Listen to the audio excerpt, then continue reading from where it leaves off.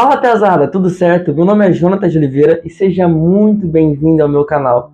Hoje eu tô aqui para mais um vídeo, para mais um Qual é a Boa. O tema do Qual é a Boa dessa semana é a Maratona da Fé. Gente, tô muito feliz de voltar pro canal depois de algumas semanas sem vídeo. Eu peço desculpa por essas semanas. Enfim, além da correria também, faltou algumas organizações da minha parte para estar lançando vídeo. Contudo, voltamos essa semana. E esse vídeo vai ser bem especial, ele é bem importante, é um assunto muito bacana, muito legal. Eu quero ler com você Hebreus, capítulo 12, verso 1, 2 e 3. Diz assim: portanto, também nós, visto que temos a rodear-nos tão grande nuvem de testemunhas, livremo-nos de todo o peso e do pecado que tão firmemente se apega a nós e corramos com perseverança a carreira, em algumas versões diz a corrida, que nos está proposta, olhando firmemente para o autor e consumador da fé, Jesus, o qual, em troca da alegria que lhe estava proposta, suportou a cruz, sem se importar com a vergonha, e agora está sentado à direita do trono de Deus. Portanto, pense naquele que suportou tamanha oposição dos pecadores contra si mesmo, para que vocês não se cansem nem desanimem. Como eu falei, o tema desse vídeo é a Maratona da Fé. E por que Maratona da Fé? Antes de entrar no texto, quero dar uma aplicação, um exemplo do que aconteceu comigo. Quando eu tinha mais ou menos 16, 17 anos, eu morava lá em Apucarana, no Paraná. Eu trabalhava de menor aprendiz, jovem aprendiz hoje em dia que chama, né? Na Unimed. E a Unimed, ela fazia um evento social que era a Unimed Night Run. Esse evento acontecia uma vez por ano. Era uma corrida em volta de um lago, né? O Lago Jabuti, para quem conhece Apucarana. E tinha várias fases e níveis. O primeiro nível era uma volta no Lago Jabuti. Dava 3 km e pouquinho a corrida. O segundo nível, 6 km e pouquinho. O terceiro nível, 9 km e pouquinho. Enfim, fui participar, me inscrevi no 3 km, jogava bola, estava mais magro, fazia alguns exercícios, ia de vez em quando na academia. Então, eu falei, vou participar dessa coisa de 3 km e vou ir bem. Eu quero me colocar ali no mínimo entre os 20, entre os 15, se der. Enfim, só que eu não preparei nenhuma coisa, não me preparei, não corri antes, enfim. Eu jogava a bola e achava que isso era suficiente. Quando deu a largada na corrida, meus amigos, eu disparei na frente. Eu tenho certeza que eu fiquei entre os 10, 15 primeiros colocados, os primeiros 200, 300 metros. Eu dei uma disparada. E eu vi que eu estava passando bastante pessoas, enfim, que eu estava na frente. Eu estava ciente disso, falei, não, tô indo bem.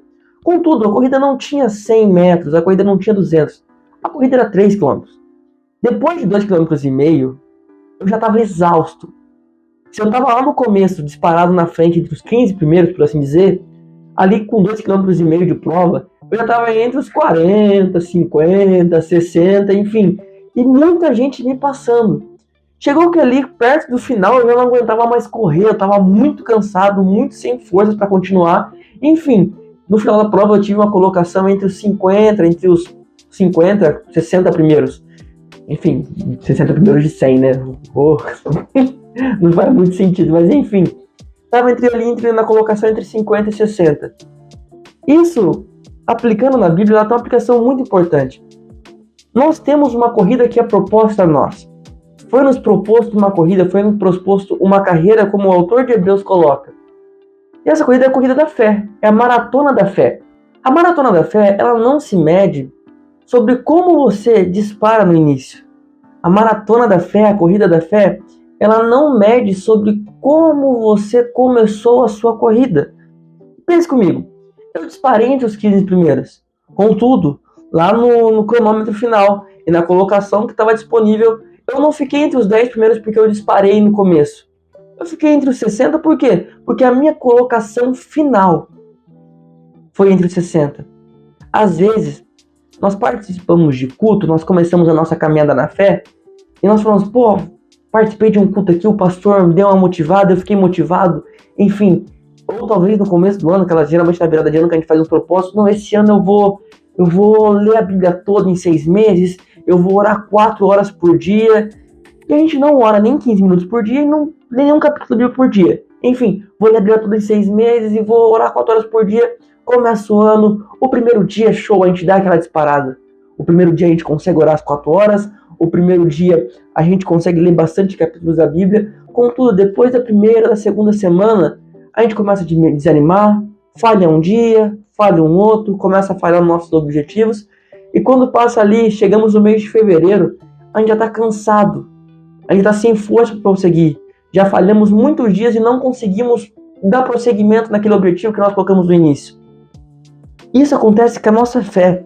Quantas vezes nós começamos tão bem um propósito, não, eu vou vencer isso, esse ano eu vou me aproximar mais de Deus, eu vou estar mais firme na igreja, e a gente começa muito bem, a gente dá uma disparada muito legal, a gente começa muito bem.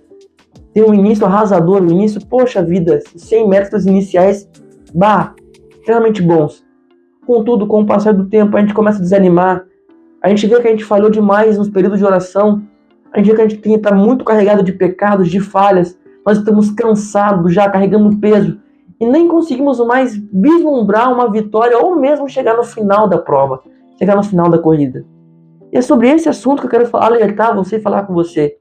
Não despreze o seu início e tenha consciência, como o autor de Hebreus falou, que nós temos uma corrida, uma carreira que nos é proposta. E ela não é importante os primeiros 100 metros somente, mas é importante que nós consigamos atingir o objetivo que é finalizar essa corrida. É importante que nós consigamos chegar no final, atingir o objetivo. Você pode talvez, meu Deus, eu vou começar devagarzinho. Sim, você vai começar devagarzinho, mas o importante é que você prossiga até o final. E com o tempo você vai adquirindo experiência, vai se desagarrando, como o autor fala, de todo o peso, de todo o pecado que estava prendido em você, você começa a se desgarrar e lutar contra aquilo, para que você possa chegar no final sem se cansar e sem se desanimar, como diz no verso 3.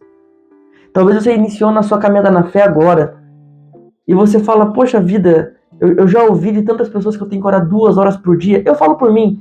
Eu lembro que em 2018 eu li um livro bom, por sinal, do Leonard Ravenhill, que é o Porquê Tá do Planejamento, e ele fala no livro sobre a questão da oração, em que ele considera alguns pregadores que oram somente 8 horas por dia, 5 horas por dia. Eu olhava para aquele livro e falava, meu Deus, eu não consigo orar tudo isso. Conheço pessoas que oram tudo isso de oração. O líder da IHOP, Mike Bickle, ora, parece que 10 horas por dia.